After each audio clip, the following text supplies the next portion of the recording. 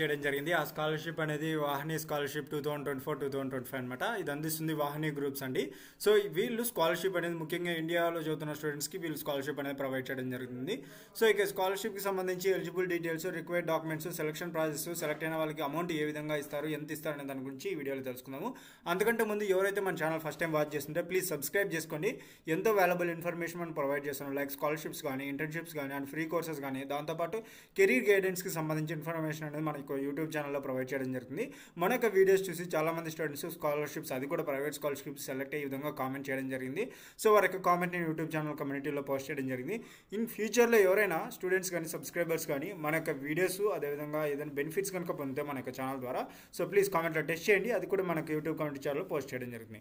ఇక డీటెయిల్స్లోకి వెళ్ళే ముందు ఇంకొక చిన్న రిక్వెస్ట్ అండి. చాలామంది జస్ట్ వాచ్ చేసి వెళ్ళిపోతున్నాడు. ప్లీజ్ లైక్ చేయండి. మీరు లైక్ చేయడం ద్వారా మాకు ఎంతో ఎంకరేజ్మెంట్ ఉంటుంది. దాంతోపాటు యూట్యూబ్లో మనకు వీడియోస్ అనేది టాప్ వెళ్ళడం జరుగుతుంది అనమాట. అలా టాప్ వెళ్ళడం ద్వారా ఎవరైతే స్టూడెంట్స్ వాళ్ళ యొక్క డివైజెస్లో మనకు వీడియోస్ కనుక వాళ్ళ వీడియోస్ చూస్తుంటే మనకు వీడియోస్ అనేది వాళ్ళ డివైజెస్లో డిస్ప్లే అవ్వడం జరుగుతుంది అనమాట. ఓకేనా?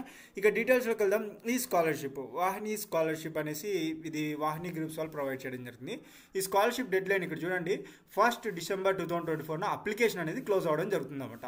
సో మీరు దీన్ని ఫాలో అవ్వచ్చు అనమాట. నెక్స్ట్ అకాడమిక్ గురి అప్లికేషన్స్ వస్తుంటాయి, అప్లై చేసుకోవచ్చు. ఇక్కడ ఎలిజిబిలిటీస్ చూసుకుంటే హోల్డ్ అండ్ ఇండియన్ సిటిజన్షిప్స్ అయి ఉండాలన్నమాట. అదేవిధంగా ప్రెజెంట్ క్లాస్ 12th కానీ and class 12th final exams చదువుతున్నా కానీ, లేదంటే క్లాస్ 12th కంప్లీట్ అయిపోయి ఏదైనా ఇన్స్టిట్యూషన్లో ఆల్రెడీ కోర్స్ తీసుకొని ఉంటే ఏదైనా కోర్సులో జాయిన్ అంటే వాళ్ళు ఎలిజిబుల్ అవుతారనమాట. ఇక్కడ మెన్షన్ చేశారు, has secured A minimum of 85% marks in class 11th and 12th also. అంటే 12th కంప్లీట్ అయి ఉండాలి 85%. ఒకవేళ క్లాస్ 12th స్టూడెంట్స్ అయినా అప్లై చేసుకోవచ్చు, లేదంటే క్లాస్ 12th అయిపోయి ఇప్పుడు కాలేజ్లో అడ్మిషన్ తీసుకుంటారు కదా, వాళ్ళు కూడా ఎలిజిబుల్ అవుతారు అనమాట. ఓకేనా? దాంతోపాటు ఇక్కడ చూడొచ్చు, apply for a full time under graduate degree అనమాట. అంటే మీరు ఫుల్ టైమ్ డిగ్రీ గ్రాడ్యుయేట్ అనేది తీసుకోవాలన్నమాట. పార్ట్ టైం కానీ, డిస్టెన్స్ మోడ్ కానీ, ఇటువంటి దాంట్లో కనుక మీరు ఇన్స్టిట్యూషన్లో కనుక జాయిన్ అంటే అటువంటి students both boys and girls students not eligible అనమాట. ఓకేనా? సో ఇక్కడ మెన్షన్ చేశారు full time under graduate degree అనమాట. ఇక మీ యొక్క family income from all sources కనుక చూసుకుంటే 1,50,000 కంటే తక్కువ ఉంటే మీరు ఎలిజిబుల్ అవుతారు. ఇక ఈ స్కాలర్షిప్కి సంబంధించి బెనిఫిట్స్ కనుక చూసుకుంటే చాలా ఉన్నాయండి బెనిఫిట్స్. లైక్ ఇక్కడ చూడొచ్చు, ఫుల్ ఫైనాన్షియల్ అసిస్టెంట్కి సంబంధించి మీ అకాడమిక్ అండ్ హాస్టల్ ఫీజు అనేది వీళ్ళు పే చేయడం జరుగుతుంది అనమాట. ఇక PG fees for the entire under graduate degree అనమాట. సో మీ గ్రాడ్యుయేట్ కంప్లీట్ అయ్యే వరకు వీళ్ళు ప్రొవైడ్ చేయడం జరుగుతుంది అనమాట. ఇక ల్యాప్టాప్ కొనాల్సిన అమౌంట్ అనేది స్టైఫండ్ రూపంలో వీళ్ళు ప్రొవైడ్ చేయడం జరుగుతుంది. అది కూడా 45,000 రూపీస్ ఇవ్వడం జరుగుతుంది. అంతకంటే ఎక్కువ అనమాట. అది కూడా వన్ టైం మాత్రమే ఇవ్వడం జరుగుతుందండి. సో మీరు ల్యాప్టాప్ కూడా కొనుక్కోవచ్చు అనమాట.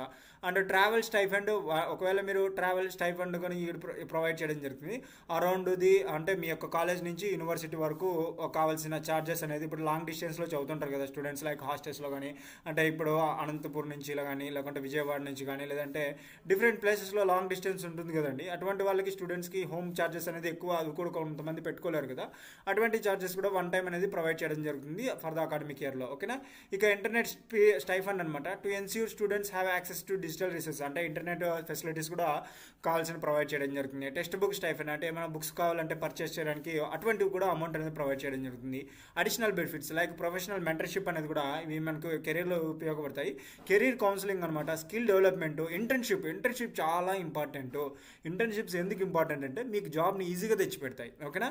సో ఇంటర్న్షిప్స్ అనేది చాలా ఇంపార్టెంట్. దాని గురించి కూడా మనం వీడియోస్ చేసాం. లైక్ IBM ఇంటర్న్షిప్ అనేది అప్లై చేసుకోండి, ఆ వీడియో చేసాము. కాగ్నిజెంట్కి అప్లై చేసుకొని వీడియో చేసాం. సాఫ్ట్వేర్ ఇంజనీర్ అనేటువంటి ఆఫర్ చేస్తున్న కంపెనీ మైక్రోసాఫ్ట్ ఇంటర్న్షిప్ చేసాం. ఇవన్నీ మీరు ఎప్పుడైతే వెంటనే అప్లై చేసుకుంటే బెనిఫిట్స్ అనేవి రావడం జరుగుతాయి అనమాట. అప్లికేషన్ క్లోజ్ అయిన తర్వాత మీరు కానీ నేను కానీ ఏం చేయలేము. కాబట్టి మీరు సబ్స్క్రైబ్ చేసుకోవడంతో పాటు నోటిఫికేషన్ అనేది ఎనేబుల్ చేసుకోండి. ఇక్కడ మీరు కూడా చూడొచ్చు ఇంటర్న్షిప్స్ డీటెయిల్స్ అన్ని ఆల్రెడీ చూసింటారు. వాటిని అదేవిధంగా ఇంటర్న్షిప్ ఏ విధంగా యూజ్ఫుల్ అవుతాయి, ఇంటర్న్షిప్ చేసేప్పుడు ఎలాగ చేయాలనే దాని గురించి కూడా డీటెయిల్గా ఒక వీడియో చేశారు. లింక్ కూడా కింద డిస్క్రిప్షన్లో ఉంటుంది, ఒకసారి వెళ్ళి వాచ్ చేసుకోవచ్చు అనమాట. So and workshops, annual workshop అనేది ఇంపార్టెంట్, అది చూడొచ్చు. ఇక డాక్యుమెంట్స్ కనుక చూసుకుంటే స్టూడెంట్ యొక్క ఫోటోగ్రఫీ, అది కూడా ఫార్మేట్ JPEGలో కానీ, JPEGలో కానీ, PNGలో కానీ సైజు 2 MB కంటే తక్కువ ఉండాలన్నమాట. ఓకేనా? ఒకవేళ ఎక్కువ ఉందనుకోండి, మీరు ఒకసారి క్రోమ్లోకి వచ్చేసి ఆ సైజు డిక్రీజ్ చేసే యాప్స్ ఉంటాయి వెబ్సైట్, అందులోకి వెళ్ళి ఫ్రీగానే డిక్రీజ్ చేసుకోవచ్చు. ఇక ఇన్కమ్ సర్టిఫికేట్ సంబంధించి శాలరీ స్లిప్ అండి. శాలరీ స్లిప్కి అది కూడా JPG ఫార్మాట్లో ఉండాలి, 6 MB కంటే ఎక్కువ ఉండకూడదు. And next mark sheet of class 10th, 11th and 12th సంబంధించి మార్క్ షీట్, అది కూడా 6 MB కంటే ఎక్కువ ఫైల్ ఉండకూడదు అనమాట. ఇక photography of owned laptop, family and vehicles అనమాట. అంటే ఇక్కడ ఏంటో వీళ్ళు ల్యాప్టాప్ ఫోటోగ్రఫీ అని కూడా అడగడం జరిగింది. అదేవిధంగా ఫ్యామిలీ అండ్ వెహికల్స్ ఒకవేళ ఉంటేనే ఇవ్వండి, లేకుంటే నో నీడ్. ఓకేనా. ఇక్కడ documents required during the interview, అంటే ఇంటర్వ్యూ వస్తుంది కదా అప్పుడు ఏమేమి డాక్యుమెంట్స్ కావాలంటే స్టూడెంట్ యొక్క 10th క్లాస్ మార్క్స్ కానీ 11th క్లాస్ మార్క్ షీట్ కానీ అవ్వడం జరిగింది. ఒకవేళ మీరు బీటెక్ స్టూడెంట్స్ నాట్ ఎలిజిబుల్ అంటే కనుక ఇక్కడ ట్రై చేయండి, ఒకవేళ ట్రై చేయండి ఇంకా పర్లేదు. ఓకేనా. ఇక్కడైతే 12th మార్క్ షీట్ అడగలేదు, కాకపోతే మీరు ట్రై చేయండి, ట్రై చేసి అప్లై చేసి ఒకవేళ రిజెక్ట్ అయితే ఏమవుతుంది, జస్ట్ అప్లికేషన్ ఫామ్ ఫిల్ చేస్తాం అంతే కదా. ఇక original income certificate issued by that year అనమాట, అంటే ఈ ఇయర్లో ఇష్యూ చేసిన ఇన్కమ్ సర్టిఫికేట్. ఓకేనా. ఇక్కడ మెన్షన్ చేయడం జరిగింది. ఇక original certificate those mention in the form of the by applicant అనమాట. సో ఒరిజినల్ సర్టిఫికేట్స్ అనేది కూడా ప్రొవైడ్ చేయడం జరిగింది అనమాట. మీరు ఇవ్వాల్సి ఉంటుంది, అంటే అప్లోడ్ చేయాల్సి ఉంటుంది. మీరు ఇవ్వాల్సిందంటే మళ్ళీ మీరు పోస్ట్ చేయకండి, జస్ట్ అప్లోడ్ చేయండి. ఓకేనా. ఏదైనా పోస్ట్ చేయమన్నా కానీ ఏదైనా కాపీ ఇక్కడైనా కాదు ఎక్కడైనా కాపీ డీటెయిల్స్ అనేది పోస్ట్ చేయండి, జిరాక్స్, ఒరిజినల్ చేయకండి. ఇది అప్లై ప్రాసెస్ అనమాట. మీరు ఈ స్టెప్స్ అయినా ఫాలో అవ్వచ్చు, లేదంటే నేను తెలుగులో ఒక వీడియో చేశాను కరూర్ వైశ్య బ్యాంక్ స్కాలర్షిప్కి ఎలా అప్లై చేసుకోవాలని, దాన్ని ఒకసారి మీరు వాచ్ చేస్తే మీకు అర్థమైపోతుంది. సో ఇక్కడ అప్లై నా ఉంది కదా, దీని మీద క్లిక్ చేయండి. ఇక్కడ next important dates 1 September start అయింది, 1 డిసెంబర్ క్లోజ్ అవుతుంది. ఓకేనా. సెలక్షన్ క్రైటీరియా కనుక చూసుకుంటే స్టూడెంట్స్ ఇంటర్వ్యూ బేస్ ఉంటుంది అనమాట. ఎవరైతే స్టూడెంట్ అప్లికేషన్ ఫుల్ఫిల్గా వితౌట్ మిస్టేక్ లేకోకుండా, దాంతోపాటు వితౌట్ బ్లాంక్స్ లేకోకుండా, ఫేక్ డీటెయిల్స్ ఎంటర్ చేయకుండా చేస్తుంటారో వాళ్ళ అప్లికేషన్ అనేది షార్ట్ లిస్ట్ చేయడం జరుగుతుంది. అలాగే అప్లికేషన్స్ అన్నీ నెక్స్ట్ ఇంటర్వ్యూ బేస్కి వెళ్తాయన్నమాట. ఆ ఇంటర్వ్యూ బేస్లో స్టూడెంట్కి మెరిట్, అదేవిధంగా ఎక్స్ట్రా సర్క్యులర్ యాక్టివిటీస్ కూడా చూస్తారనమాట. దాంతోపాటు కన్సిస్టెన్సీ అండ్ ఎకనామిక్ బ్యాక్గ్రౌండ్ చూసి అటువంటి స్టూడెంట్ని షార్ట్ లిస్ట్ చేయడం జరుగుతుంది నెక్స్ట్ రౌండ్కి. ఆ నెక్స్ట్ రౌండ్లో అనేది 2 రౌండ్స్ అనేది ఇంతకుముందు రౌండ్స్ అనేది కంప్లీట్ చేసుకున్న తర్వాత conditional letter for the scholarship అనమాట. ఆ లెటర్ అనేది రిసీవ్ చేసుకోవడం జరుగుతుంది అనమాట. The final scholarship will be awarded once the short listed candidates for minimum 85% in their class 12th board exam and get admitted to an institution for an under graduate course. ఇక్కడ mention చేయడం జరిగింది. So 12th క్లాస్లో 85% marks తెచ్చుకొని admitted in under graduate కోర్సెస్లో అనుకో so BTech students కూడా eligible అవుతారనమాట.